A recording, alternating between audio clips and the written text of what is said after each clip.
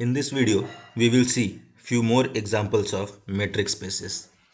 But before going for our examples, let's prove a lemma. Now this is similar to your Cauchy-Schwarz inequality, but it is in the form of integral. So you take two functions f and g in your CAB. Now you are familiar what is CAB, set of all real valued continuous functions. Then square of integration f into g is less equal integration of f square into integration of g square. So this is the statement of your lemma. This is what you want to prove. It is similar to your Cauchy-Schwarz inequality, the first which we have listed for real numbers. You can compare this. Now, for every t, real number t, you consider this term. T times f of x plus g of x and its whole square. So this is always going to be greater equal 0 because it's a square term. Then since this is greater equal 0, you integrate and that integration will also be greater equal 0. So integration of t f of x plus g of x whole square is also going to be greater equal 0. Now you just expand the bracket tf plus g. So you will get this is t square times f of x square 2t times f into g and then g of x square. So by using the property of integral, you can say it is t square times integral of f square 2t times integral of f into g and plus integral of g square. And this integral is going to be greater equal 0. Now what you do?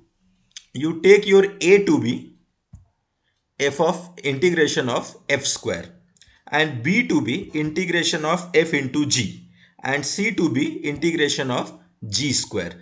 Remember, all the integral which we are doing, we are integrating between a to b. So your this inequality will look like a t square plus 2bt plus c greater equal 0. It's a quadratic polynomial, and since it is greater equal 0, its graph will lie above the x-axis, or at most it will touch the x-axis, but it will never come below the x-axis. So what you can say about this quadratic polynomial, its discriminant has to be less equal 0. Since its discriminant is less equal 0, the discriminant is 2b whole square minus 4ac. So you can just do little calculation and this will give you that b square is less equal ac. And what is b square? B square was integration of fg whole square, a was integration of f square and c was integration of g square. And that was the statement which you want to prove, and that proved the statement of your lemma. Now, keeping in this mind, let's go for the next example where this lemma will be used. So the set which we are going to consider is again your CAB, that is set of all real valued continuous function on AB, and define your function D to be, I am denoting it by D2, D2 to be for any f and g in CAB square root of integration f minus g the whole square. So this function, we claim that this function D2 is metric on CAB. Now the first proof which I have given, what I have done is I have defined a norm and I am proving that this function is norm and this norm will induce this function D2. Therefore D2 is metric. That way we can do, or as another way is you prove that D2 define all the properties to be a metric. So I am going for the first one, that let your function norm defined by integration of, means norm of f as integration of f of x square and its whole square root. Now I will prove that this function is norm. So the first condition which this function should satisfy is non-negativity. Now f of x the whole square, it's a square term, so it is always greater equal 0. Therefore its integration is also greater equal 0. Its integration is greater equal 0, so you can say that norm f, which is square root of this integration, is going to be greater equal 0. Remember, we are only bothered about the positive square root, so you can say it is greater equal 0. Now this term is equal to 0 if your integral of f of x square dx is 0. Now f of x square is always non-negative, it's a continuous function, so integral will be 0 if and only if your f itself is 0. Therefore you can say norm of f is 0 if and only if your f itself is 0. Now for second property to be a norm, you take any alpha in R and consider norm of alpha f. Now norm of alpha f is square root of integral of alpha f whole square. Now alpha square, it's a constant term, so you can take it outside of the integral, and when you take it outside of the square root, you can take it to be a positive part of alpha, and this will be a positive part of alpha, that is mod of alpha into integral of f of x square and its square root. So you can say it is mod alpha norm f. So you have proved the second property, that is norm alpha is norm alpha f is mod alpha times norm f. Now the third, triangle inequality, where we will use our last lemma which we have proved. So you consider norm of f plus g. Norm of f plus g will be in square root of integral f plus g square. Now you expand f of x plus g of x the whole square, it is f of x square plus 2 times f of x gx plus g of x square. Now using the property of integral, you can say it is integral of f square plus 2 times integral of f into g plus integral of g square. Now we will make use of the last lemma for this middle term. So using the last lemma, what you can get, integral of f into g is less equal integral of f square and its square root into square root of integral of g square. So using the last lemma, we will get that this middle term is less equal this 2 times square root of integral f square into square root of integral g square. Rest terms are as it is. So you will get this. Now this will reduce to, so this is in the form of a square plus 2ab plus b square, that is a plus b the whole square. What is your a? Your a is square root of integral f square and your b is square root of integral g square. So you have a plus b the whole square and then total term is under square root. So that square root and square will cancel each other and you will get it is square root of integral f square plus square root of integral g square, which is equal to norm f plus norm g, and that proves the triangle inequality norm f plus g is less equal norm f plus norm g, and that proves the function which you had defined is norm.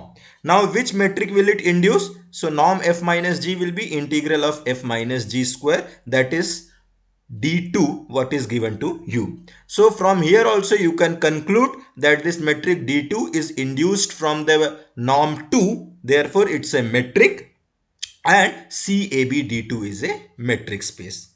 Now as I mentioned, you can also prove D2 is a metric by showing that it satisfies all the properties to be a metric. So first, now it's the second way how to show that D2 is a metric. You consider D2 of Fg. So again it is square root of integral f minus g square. So f minus g square is greater equal 0, therefore its integral is greater equal 0. So you can say d2 of fg is always greater equal 0. Similarly, now when it will be 0, d2 of fg will be 0 when integral of f minus g square is 0. Now f minus g square is non-negative and f minus g is continuous, as f and g both are continuous. So integral will be 0 if and only if your f minus g is 0, and f minus g is 0, that means f of x is equal to g of x. So the second property, that this d2 of fg is 0 if and only if f equal to 0, is also satisfied. Now the next which we want to prove is symmetricity for the metric, that is d2 of fg should be d2 of gf. Now so d2 of fg is integral of f minus g square and its square root. So f minus g square can be written as g minus f square, and that will give you that d2 of fg is equal to d2 of gf, and that proves the symmetricity of your metric d2. Now the third, the triangle inequality for metric, which we want to prove. So for that, let another h in CAB and consider the d2 of fh. So d2 of fh will be square root of integral of f minus h square. You add and subtract g. Now then you expand it, so it is f minus g plus g minus h the whole square. So f minus g you consider as first term, g minus h you consider as second term, and expand it. So you will get it is first term square plus 2 times a into b plus b ka square. So you have f minus g square plus 2 times f minus g minus h plus g minus h the whole square dx. By using the property of integral, you can say it is integral of f minus g square plus 2 times integral of f minus g minus h plus integral of g minus h square. Now we will again make use of the lemma that we proved in this video. So by using that lemma, what you will have again, integral of f minus g into g minus h is less equal square root of integral of f minus g square into square root of integral of g minus h square. Now further what it will give you, it is in the form of a square plus 2ab plus b square again. So where what is your a? Your a is square root of integral f minus g square. Your b is square root of integral g minus h square. So you have this term is a plus b the whole square, and then total square root is there. So square and square root will get cancelled, and you will get it is square root of integral f minus g square plus square root of integral g minus h square. This is d2 of fg, and the second term is d2 of gh. So you have proved the triangle inequality for metric, that is d2 of fh is less equal d2 of fg plus d2 of gh, and that also shows that d2 is a metric on CAB. So doesn't matter, either you first give the norm associated with it and say that it is arising from that norm, so it's a metric, or you explicitly prove all the properties for D that it should be a metric. Now let's go for the next example. That example is also on the same set CAB. Now on CAB you define your metric to be, or D infinity I am denoting here, your function D infinity of fg, you define it to be supremum of mod f minus g. Now supremum of mod f minus g, the claim is that this is a metric on CAB.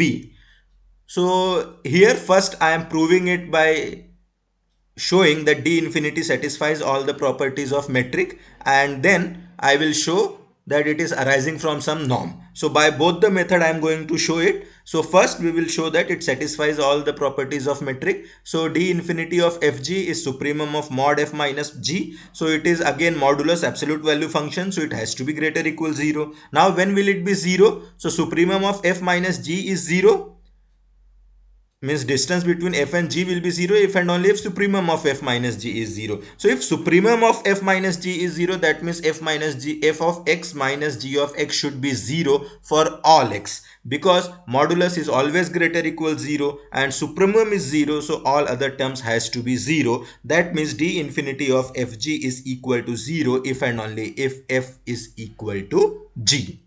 Now symmetricity, that is D infinity of fg, that is supremum of mod f minus g. Now f minus g can be written as mod of g minus f, and which is D infinity of gf, and that proves the symmetricity of your metric D infinity. Now for triangle inequality of metric, you consider any other function h in CAB, and for x in AB what you will have, mod of f of x minus h of x. Then you add and subtract g of x, and using the triangle inequality of absolute value function, you will get that mod of f minus h is less equal mod of f of x minus g of x plus mod of g of x minus h of x for all x.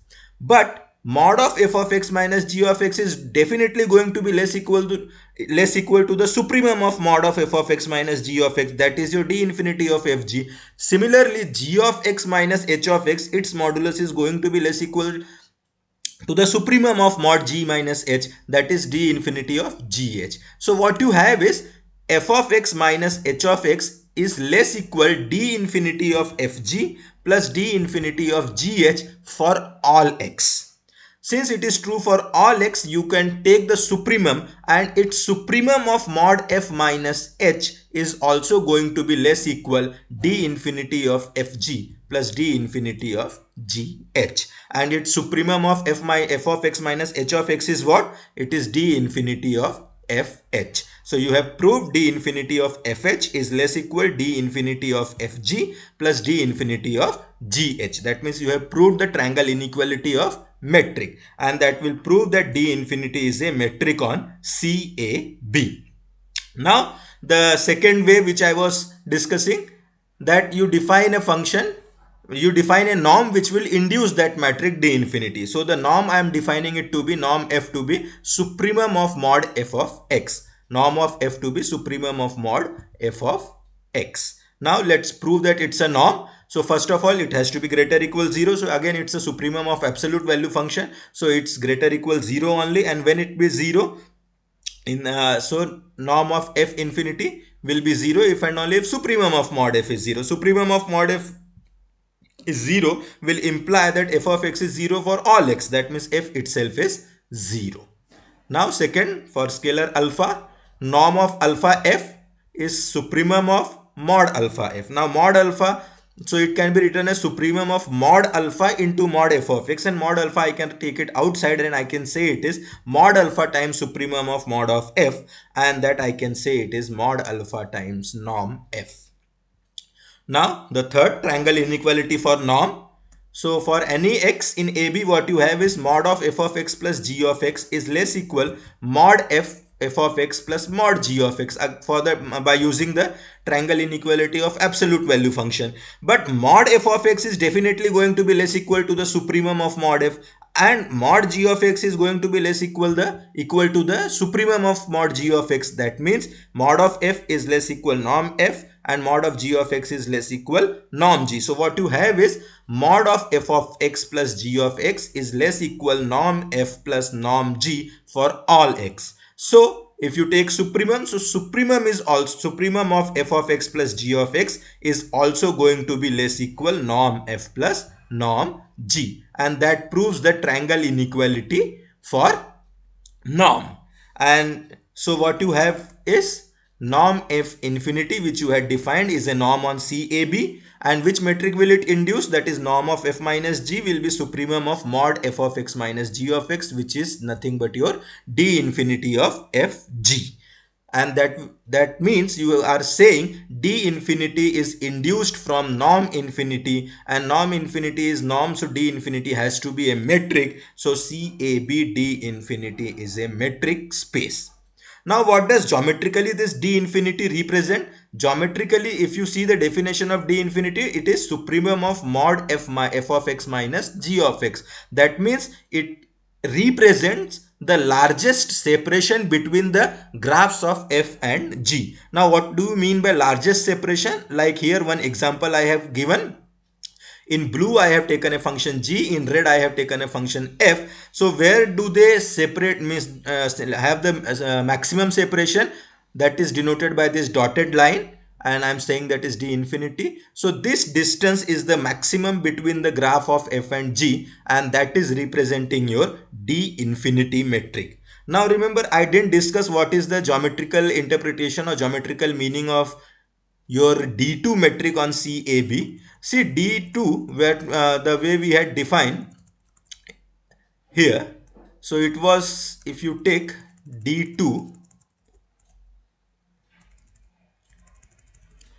it was integral of f minus g the whole square. Here D2, it was integral of f minus g the whole square and its square root. See, the geometrical interpretation of this function is not so easy, but the people doing the curve fitting, they use this function very often. So there it arises this.